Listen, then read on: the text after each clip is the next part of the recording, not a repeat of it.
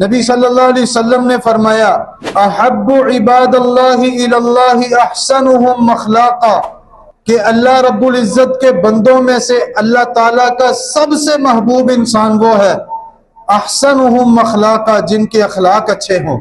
یعنی بندوں میں سے نبی صلی اللہ علیہ وسلم کس کے متعلق کہہ رہے ہیں کہ اللہ رب العزت کا محبوب کون ہے؟ جس کا اخلاق اچھا ہے، جس کا لوگوں کے ساتھ بول چال اچھا ہے، نرم رویے والا ہے، نرم مزاج والا ہے، اچھی زبان والا ہے، خندہ پیشانی کے ساتھ وہ دوسروں سے بات کرتا ہے۔ اور اسی طرح سنن ترمذی کی روایت، حضرت ابو ہریرہ رضی اللہ تعالیٰ عنہ راوی ہیں، فرماتے ہیں رسول اللہ صلی اللہ علیہ وسلم نے فرمایا اکمل المؤمنین ایمانا احسنہم خلقا، اے لوگوں، مومنوں سے مکمل ایمان والا وہ انسان ہے احسنہم خلقا، جو اخلاق کے لحاظ سے سب سے اچھا ہو۔